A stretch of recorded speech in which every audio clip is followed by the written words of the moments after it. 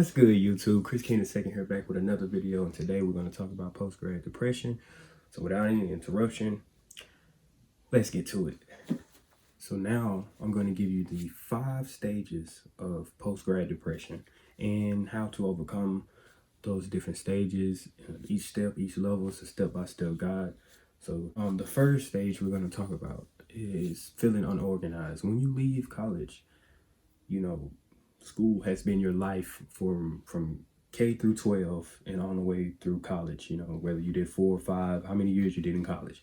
That has been your life. It's been nothing but school, been nothing but class, nothing but socializing with your friends, doing all the extracurricular activities you've had, while you were in college or school. It hasn't been so simple as it once was, once you leave.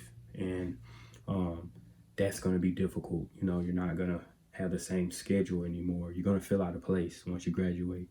And even though it's supposed to be a time of celebration, a time of just sitting back and relaxing after accomplishing something so big. Most people like me, I know I'm a first generation college grad, so it was like a big thing to finish college. And whether you're first generation college grad or not, it's something that's special and something that you're supposed to be doing to make sure that you're relaxing and having a good time, but that wears off after a long period of time. So feeling unorganized is one of them. You don't know where you are in your life at the time. You're shifting into adulthood. You got all these different things going on, and now you're trying to find comfort. So one of the ways to deal with that is to just find something that you like to do, whether it be a hobby, your passion, and just fill your schedule up. Whether that's going to exercise, going to the gym, finding a job or internship or something to fill up your time, your schedule throughout the week. Finding time to hang out with friends or family, doing something that that makes you feel good, because this is a time where you need to find your organization in your life again and get things back together. Okay, now we're at stage 2.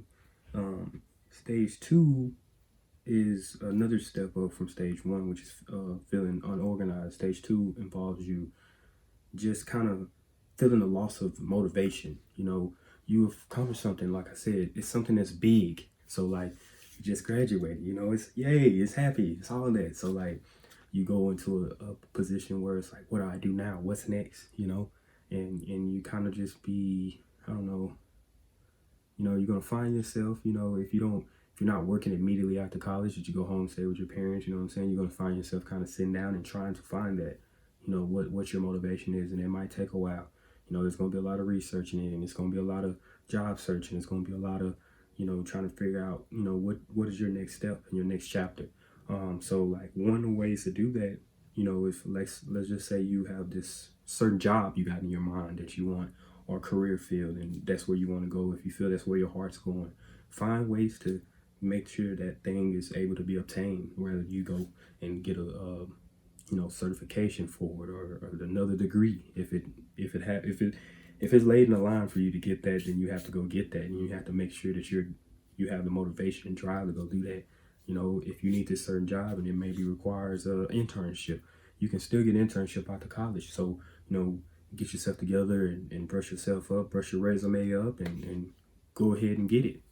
So it's like, those are the different ways of finding your motivation: reading, exploring the internet, networking, and going to career fairs or events or anything. You have to find your motivation in any type of way. So that's one of the things that I would advise. It's something that I did after college. A few months after college, I was really focused on going back to school, and I still have the mindset to go back to school. But I actually took my first, GMAT test in June. I would like to say June. And I had to, I got one of these books, and I've been taking classes and stuff of that nature, but it's like something that's been on my mind. And didn't get what I wanted to get on the first test, but I'm in there. So like, the whole thing is just make sure you're motivated, you stay motivated, you stay, confident in what you can do, and you don't lose that drive, while you're going through this process. So that's step 2. Step 3 is a killer, and that is you're constantly checking social media. We worried about what what John did with his new job and internship that he got after college, or whatever career opportunities he had. How much money he making. He's posting online, he taking trips, or he got a new car or a new house, or what he's doing. And as you would see, social media is taught to look at people and look at life from the perspective that a person wants you to see. And so we get so um, I don't know, influenced by what people are doing on social media, that it kind of makes us go into a mode of depression. Like we are not enough. What we have in our lives are not enough, and we all on different paces.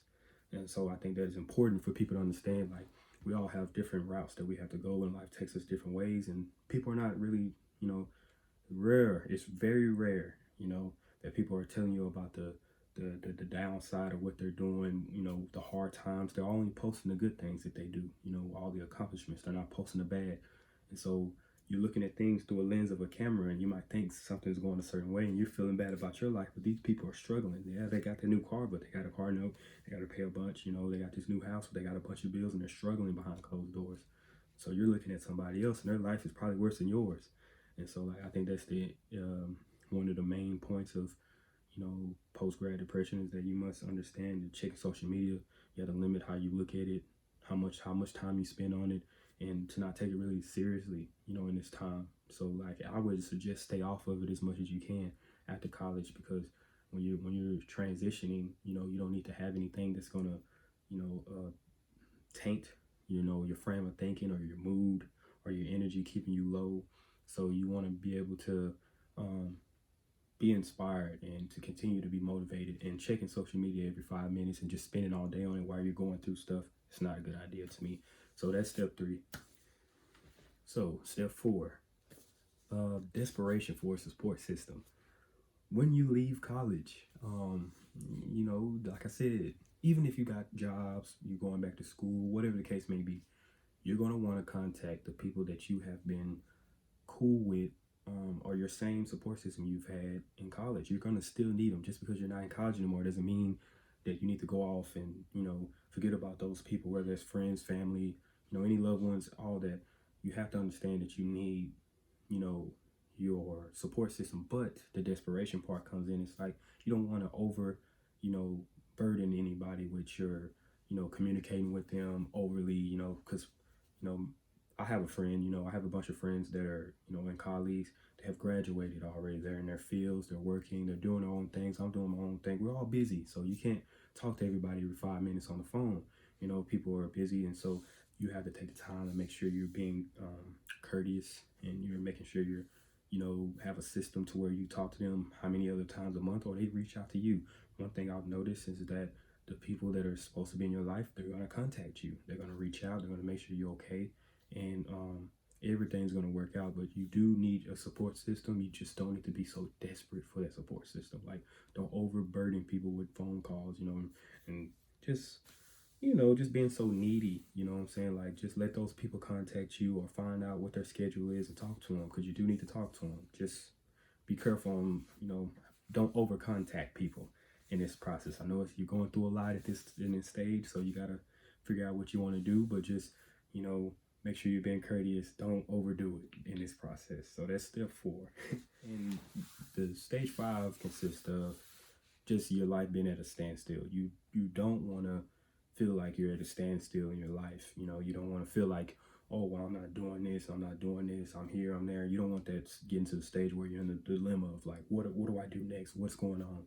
And so just like the other steps, they all work into each other. You want to make sure you're being productive as possible. You want to, find your passions. You want to start projects. You want to be able to continue to, you have things to look forward to. Because when you were in college, you had parties, you had events, school events, and projects and things of nature. You was always on the go. So you're not as active anymore. And even if you get a job, you're going to be working. You're going to feel like you're working and coming back home every day. It's not going to be the same. And so life's a little different. You're going into adulthood. So one thing I would recommend, somebody like me, I went on job interviews, I've done jobs and stuff like that, but now it's like I'm focusing on branding myself, and basically motivating people, because that's always been my passion, since I was young. and I just want to continue to push out content to people, whether that be through my novels or my YouTube channel, like I'm doing now, talking to you guys, and just making sure I'm able to, give people, you know, the best advice I can. And that's something I like doing. That's something that I'm passionate about. So I have projects that I've created within the last 4 to 5 months. And so that's something that keeps me active and keeps me going. And I don't feel as bad as I was when I first left school. You know what I'm saying? Because I was feeling like, oh, I just need to go. It's fast paced. Because after school, life hits you kind of fast, and you're getting hit with so many jabs and punches. You don't know what's coming from. So you just gotta, be able to defend yourself and just stay on the top of your game and find what you want to do and stay at it. Stay productive. Don't get stuck in doing one thing. Don't put all your eggs in one basket. That's not the way to do things. Make sure you're focused on just continue to grind, continue to find your motivation, go out, have fun. Just because, a lot of people feel like, oh, you only get to do this once. College, you only get to be a college student once. Just because college is over, it doesn't mean your life is over with. As far as having fun and enjoying yourself, you can still do that in this world too. So, like, after you leave college in the real world. So, that's one thing I would say. Um, that's it for my 5 steps of post grad depression. Subscribe, like, comment, and slap that notification bell so you can be up to date when I post my next videos. Another thing I would like to say is I'm starting to go through this system. I want to, like I said, upload 2 times a week, like I said in my previous videos. Monday, I would like to drop a video every Monday, and either Thursday or Friday. I'm gonna say Friday. Every Friday, I'm gonna drop another video. So Monday and Friday, beginning of the week and end of the week, you're gonna see constant uploads of different content, different videos that are just like this one. So if you like to see that, like I said, subscribe, slap the notification bell, and stay up to date. CK2 signing out. Peace.